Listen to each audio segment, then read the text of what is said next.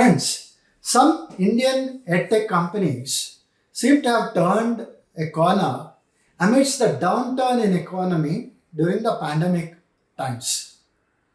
Though we have more than 4,500 edtech companies in the country, some like Byju's, Doubtnut, GradeUp, Textbook, Topper, Unacademy, and Vedantu are seeing a surge in business even after the pandemic. Most of them cater to K-12, JEE, NEET, CAT, IAS, GRE, and GMAT. In today's episode, let's explore what they do and how they add value or otherwise. Even some global brands like LinkedIn Learning, Coursera, Udemy are also streaming ahead with double-digit growth. With a deficit of good schools and teaching in the country, any such intervention would be of immense help. That these applications use technology to reach out to the unreached is most welcome because the numbers can be scaled. In such a scenario, what is the new edtech disruptor? Whitehat, an online coding learning platform offering highly personalized services trying to do. Personalized learning is extremely important in the current times. It probably is disrupting the system.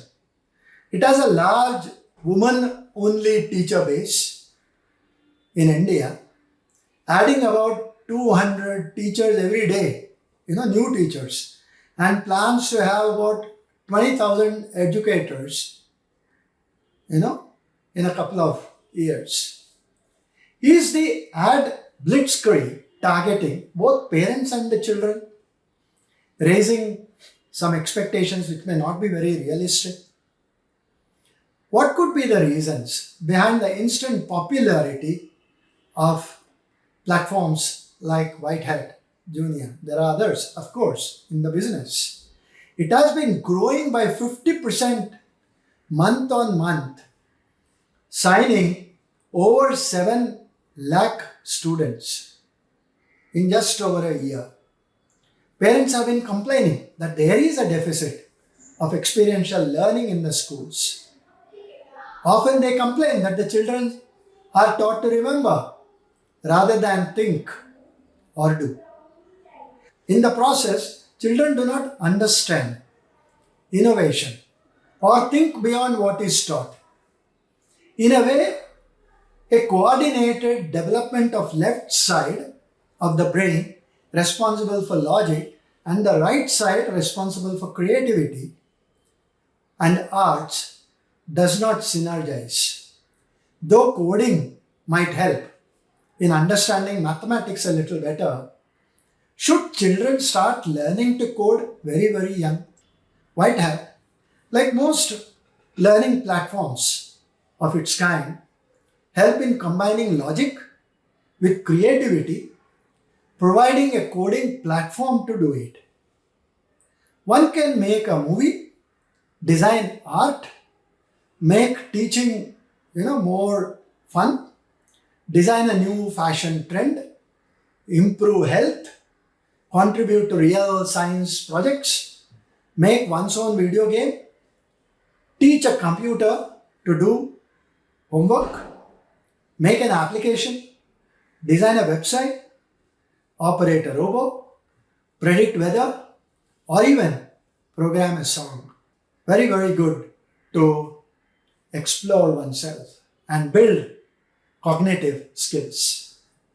In short, a child can innovate with a host of ideas without inhibition.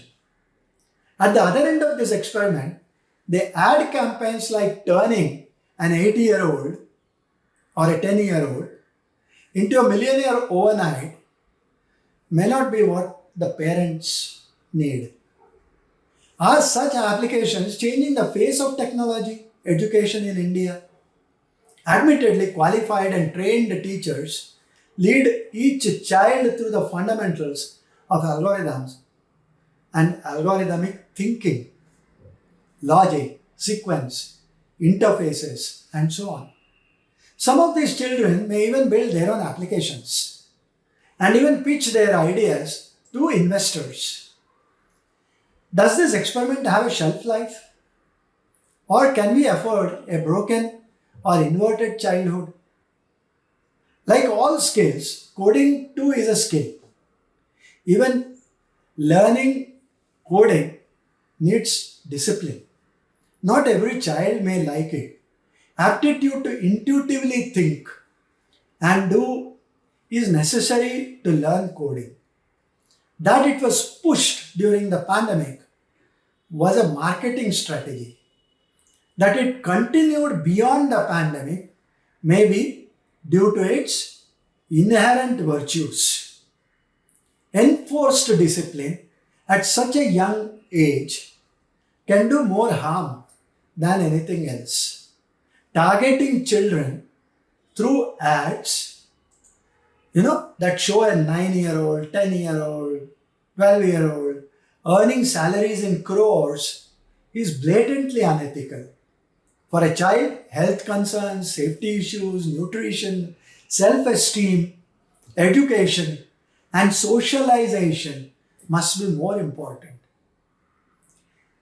There is, as it is, a physical load carried in the backpacks, by elementary and middle school children. A risk factor for the onset of back pain in children and adolescents that increases when the payload of the backpack is more than 10% of the body weight. Are the coding platforms increasing the mental load as well and squeezing out the free time for playing and socializing with other children? The edtech startups should rather focus on improving the inherent skills of young children rather than push them into career-oriented courses at that age. As an example, a child 8-year-old may have an aptitude for singing and may grasp ragas faster than learning logic. For God's sake, allow him to do that or allow her to do that. Do we at all teach cognitive and non-cognitive skills either formally or informally in schools? In fact, cognitive flexibility skills are more sought after in this century to succeed in an increasingly competitive world and where jobs are defined by shelf lives.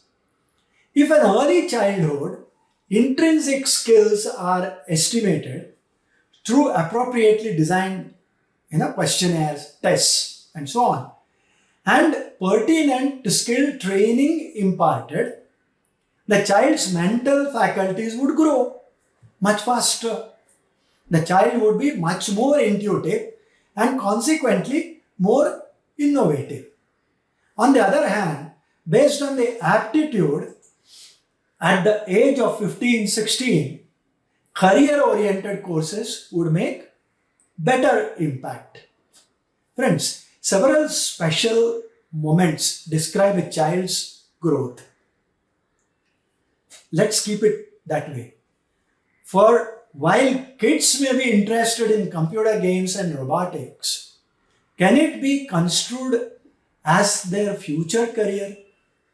Friends, for a child's learning and sustained interest, open-ended learning of interactive mathematics, math, science, and computers are much better.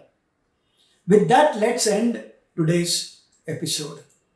However, I promise to be back the next week with another episode. Until then, thank you, dhanyavad, and namaskar.